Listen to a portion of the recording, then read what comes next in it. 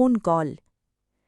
ফোনের ওপাশ থেকে কণ্ঠ ভেসে আসে, যাকে তুমি সবচেয়ে বেশি বিশ্বাস করো সেই তোমার সবচেয়ে বড় শত্রু। শেজাদ কিছু বলার আগেই লাইন কেটে যায়। সেই সঙ্গে সঙ্গে সাবিরকে ডেকে বলে, এই নম্বরটা ট্র্যাক করো, যেই হোক আজই ওর পরিচয় জানতে হবে। বিশ্বাসঘাতকের প্রথম ভুল। অফিসের একজন কর্মচারী গোপনে একটি পেন ড্রাইভ নিজের ব্যাগে লুকিয়ে বের হওয়ার চেষ্টা করে, কিন্তু দরজায় দাঁড়িয়ে থাকে সাবির। সাবির বলে, কোথায় যাচ্ছ? লোকটি ভয় পেয়ে যায়। তার ব্যাগ তল্লাশি করতেই গোপন নথি পাওয়া যায়। শেজাদ বুঝতে পারে তার সন্দেহ ভুল ছিল না, অফিসের ভেতর থেকেই তথ্য পাচার হচ্ছিল। লকারের নতুন সূত্র। পেনড্রাইভ খুলতেই একটি ভিডিও চালু হয়। ভিডিওতে একজন বৃদ্ধ বলছেন, যদি এই ভিডিও তুমি দেখে থাকো তাহলে বুঝবে আমি আর বেঁচে নেই। লকার 92 শুধু টাকা বা সোনার জন্য নয়, এর ভেতরে এমন নথি আছে যা অনেক ক্ষমতাবান মানুষের জীবন বদলে দিতে পারে। ভিডিও হঠাৎ বন্ধ হয়ে যায়। সবাই একে অপরের দিকে তাকিয়ে থাকে। ফাতেমার দুশ্চিন্তা।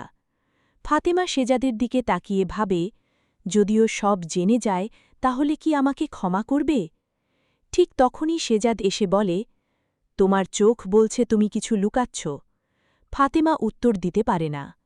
দুবাই থেকে নতুন হামলা। ইবনে খলিল নিজের লোকদের বাংলাদেশে পাঠায়।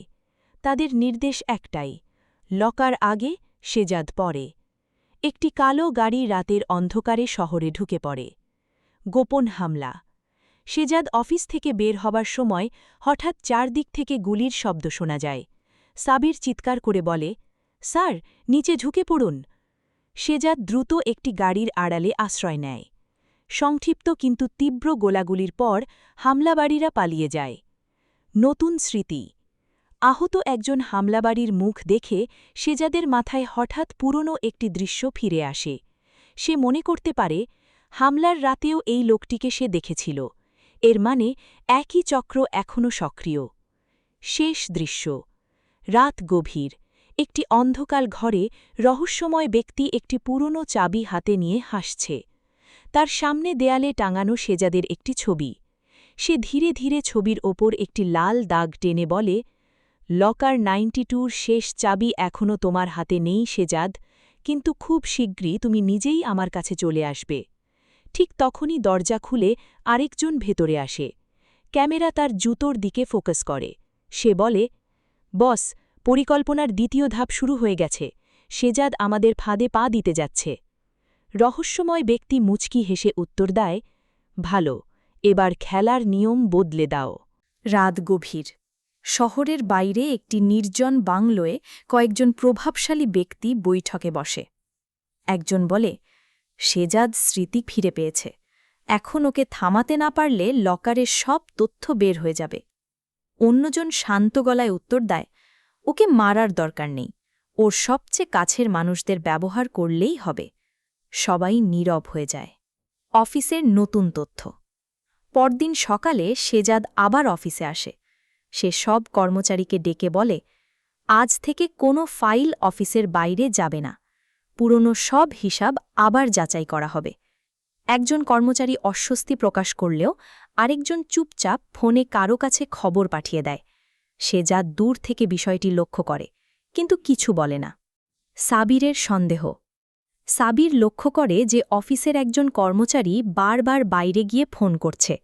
সে গোপনে লোক লাগিয়ে তাকে অনুসরণ করতে বলে। রাতে জানা যায় যে সেই কর্মচারী নিয়মিত এক অজ্ঞাত ব্যক্তির সঙ্গে দেখা করছে। ফাতেমার সিদ্ধান্ত।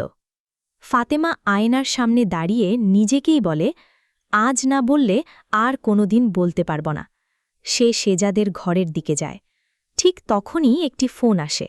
ফোনের ওপাশ থেকে একটি কণ্ঠ বলে, সত্য বলার আগে ভেবে নিন, সত্য প্রকাশ হলে সবচেয়ে বেশি ক্ষতি হবে শেজাদেরই। ফাতেমা হতবাক হয়ে যায়। মেয়ের হাতে একটি পুরনো ছবি। শেজাদের মেয়ে খেলতে খেলতে একটি পুরনো অ্যালবাম খুঁজে পায়। ছবির মধ্যে একজন অচেনা লোককে দেখে সে বাবাকে জিজ্ঞাসা করে, বাবা, এই আঙ্কেল কে? ছবিটি দেখেই শেজাদের মুখের অভিব্যক্তি বদলে যায়। সে লোকটিকে কোথাও দেখেছে কিন্তু ঠিক মনে করতে পারে না। শত্রুর নতুন পরিকল্পনা। রহস্যময় ব্যক্তি তার সহযোগীকে নির্দেশ দেয়, লকারের আগে চাবি নয়, চাবির মানুষকে খুঁজে বের করো। সহযোগী জিজ্ঞেস করে, যদি শেজাদ আগে পৌঁছে যায়? সে ঠান্ডা গলায় বলে, তাহলে কেউ ফিরবে না। গোপন নথি। সাবির একটি পুরনো ফাইল নিয়ে শেজাদের কাছে আসে। ফাইলের শেষ পাতায় লেখা প্রজেক্ট 92। নিচে কয়েকটি নাম কেটে দেওয়া, কিন্তু একটি নাম স্পষ্ট দেখা যায়। শেজাদ নামটি দেখেই চুপ হয়ে যায়। সে বলে, এটা অসম্ভব, এই মানুষটা তো মারা গেছে। শেষ মুহূর্তের ক্লিফ হ্যাঙ্গার। রাত। শেজাদের ফোনে একটি অজানা নম্বর থেকে ভিডিও আসে। ভিডিওতে দেখা যায় একটি সেফের সামনে দাঁড়িয়ে আছে মুখোশধারী এক ব্যক্তি। সে বলে, লকার 92 খুঁজছ, সময় শেষ হয়ে আসছে। ভিডিও শেষ হওয়ার আগে মাত্র 1 সেকেন্ডের জন্য ক্যামেরায় এমন একজনের মুখ দেখা যায় যাকে শেজাদ নিজের বিশ্বস্ত মানুষ বলে বিশ্বাস করত। শেজাদ বিস্মিত হয়ে বলে, অসম্ভব, এটা কিভাবে সম্ভব? ঠিক তখনই তার ফোন আবার বেজে ওঠে। ওপাশ থেকে ভেসে আসে একটি মাত্র বাক্য, এখন খেলা সত্যিই শুরু হল। এপিসোড 18 শুরু হতে পারে শেজাদের অফিসে। আগের এপিসোডে সে অফিসের প্রতিটি ড্রয়ার, ফাইল এবং গোপন কাগজপত্র খুঁজে দেখার নির্দেশ দিয়েছিল। তার সন্দেহ, লকার 92 এর সূত্র অফিসের মধ্যেই কোথাও লুকানো আছে। হঠাৎ তার একজন বিশ্বস্ত কর্মচারী একটি পুরনো ফাইল খুঁজে পায়। ফাইলের ভেতরে একটি কোড, একটি ম্যাপ এবং একটি ব্যাংকের নাম লেখা থাকে। শেজাদ বুঝতে পারে এটাই সেই সূত্র যার জন্য এত মানুষ তাকে হত্যার চেষ্টা করেছে। ড্রাইভারের জবানবন্দি। অন্যদিকে যাকে ধরে আনা হয়েছে সেই ড্রাইভারকে জিজ্ঞাসাবাদ করা হবে। প্রথমে সে কিছুই বলবে না, কিন্তু পরে শেজাদ তার সামনে কয়েকটি ছবি রাখবে। একটি ছবি দেখেই ড্রাইভার ভয় পেয়ে যাবে। সে বলবে, স্যার, দাউদ খান আমাকে পাঠায়নি, অন্য একজন পাঠিয়েছিল। আমি তার নাম জানি না, সবাই তাকে শুধু স্যার বলে ডাকত। এই সংলাপ থেকেই বোঝা যাবে যে দাউদ খান হয়তো আসল ভিলেন নয়।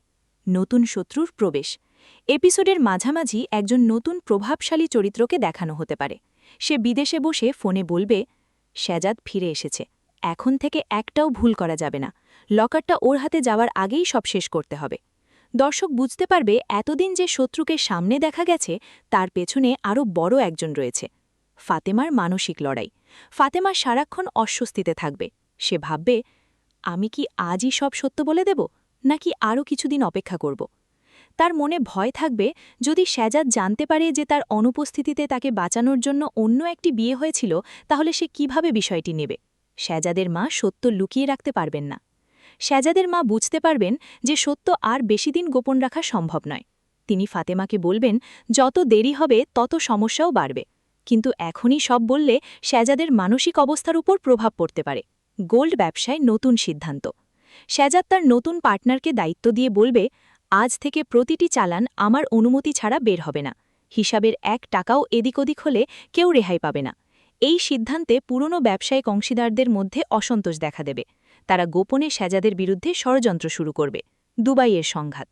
দুবাইয়ে ইবনে খালিল খবর পাবে যে শেজাদ আবার সক্রিয় হয়েছে।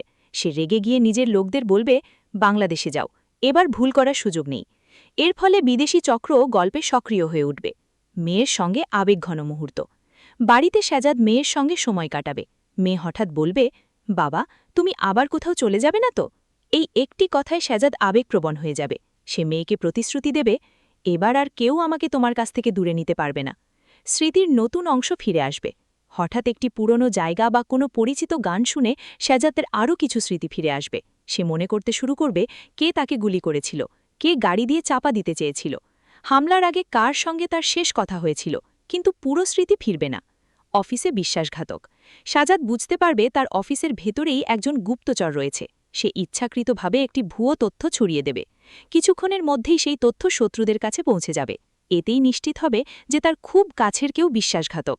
লকার 92 এর প্রথম ক্লু। পুরনো একটি ডায়েরির ভেতর একটি চাবির ছবি পাওয়া যাবে।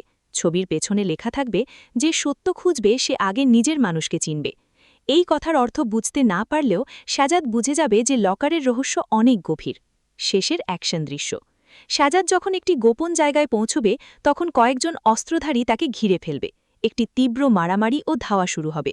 শাহজাদ কোনোভাবে সেখান থেকে বেরিয়ে এলেও বুঝতে পারবে যে শত্রুরা তার প্রতিটি পদক্ষেপ নজরে রাখছে। ক্লাইম্যাক্স।